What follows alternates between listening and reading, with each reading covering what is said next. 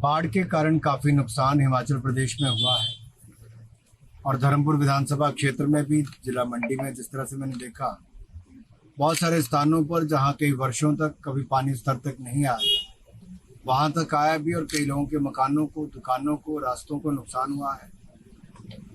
और जहां एक और हमारा निवेदन है राज्य की सरकार से कि जल्द सहायता राशि उन लोगों को दें जिन लोगों के घरों का नुकसान हुआ है या जिनके घरों को खतरा बना हुआ है। बहुत सारे घर ऐसे हैं जहां पर लाश से ढह गए हैं या फिर ऐसा है कि उनकी रिटेनिंग वॉल है ही नहीं। अब कहीं पे कुछ खतरा होता है तो उनका पूरा का पूरा घर जा सकता है। ITI जिस तरह से धर्मपुर में बन रहा था तो उसमें भी पूरा रिटेनिंग वॉल ही निकल गई है, नीचे घरों को खतरा खड़ा हुआ है। दूसरा, केंद्र सरकार की ओर से अब तक लगभग 400 करोड़ रुपए से ज्यादा की सहायता हिमाचल प्रदेश की मोदी सरकार ने की है। इसके अलावा 13 बटालियनें NDRF की लगातार यहाँ पे काम कर रही थी। इंडियन एयरफोर्स के 2 हेलीकॉप्टर राज्य में लोगों की जान बचाने के लिए लगातार प्रयासरत हैं। जितनी मदद केंद्र सरकार की ओर से चाहिए थी, नेशनल फॉरेंसिक साइंस यूनिवर्सिटी के लोगों के माध्यम से वो भी यहाँ पर आए हैं। जो मांगा वो देने का कार्य किया है। हम चाहते हैं कि राज्य की सरकार भी तेज गति के साथ लोगों के जो सड़कों का नुकसान हुआ उसको जल्द से जल्द ठीक करवाए और जिनके घरों का नुकसान हुआ उनको जल्द से जल्द सहायता राशि दे, क्योंकि केंद्र की ओर से पैसा हमने भेजा है। एक तरफ से आप देखें, मौसम खराबी के कारण जो आपदा पूरे प्रदेश में आई तो उस पे भी सरकार ने कुछ रहम नहीं किया। ये सुख का नया दौर वैट बढ़ाकर है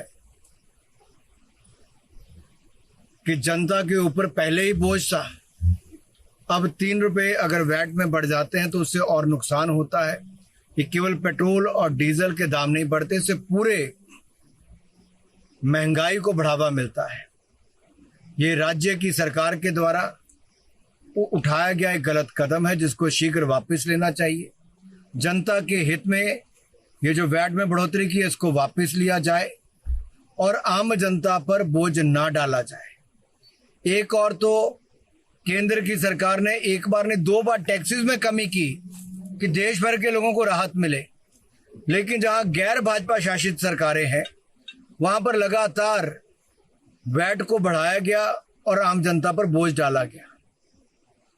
अगर आप होलसेल प्राइस इंडेक्स देखेंगे WPI, अगर आज तक का सबसे कम रहा तो आजकल चल रहा है। ये केंद्र की सरकार के प्रयासों के कारण हुआ।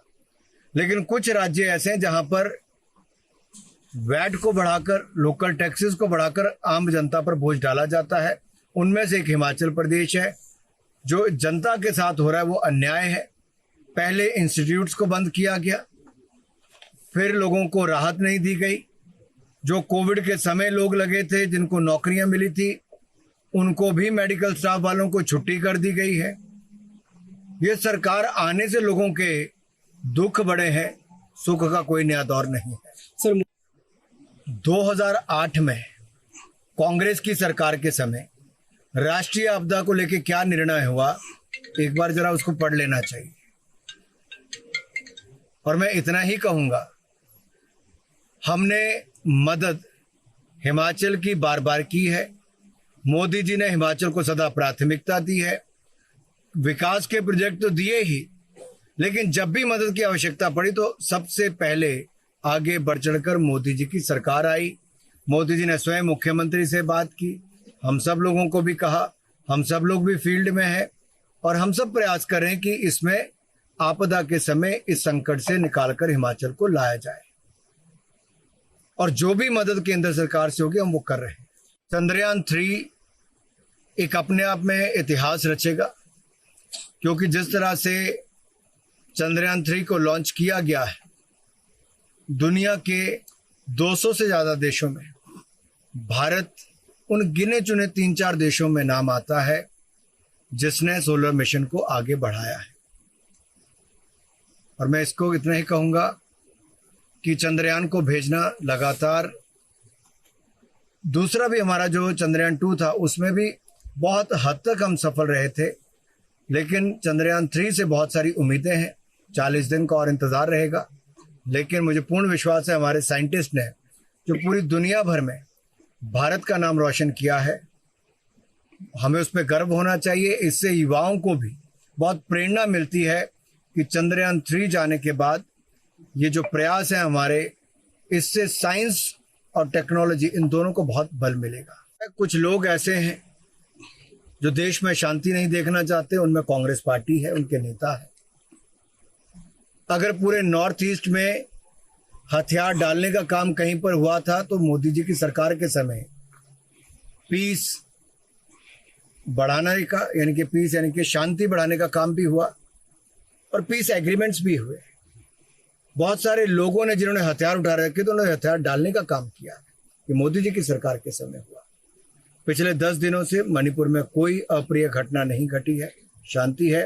और कांग्रेस अपने नेताओं को भेजकर अशांति फैलाने का जो काम करना चाहती है वो किसी को मंजूर नहीं होनी चाहिए।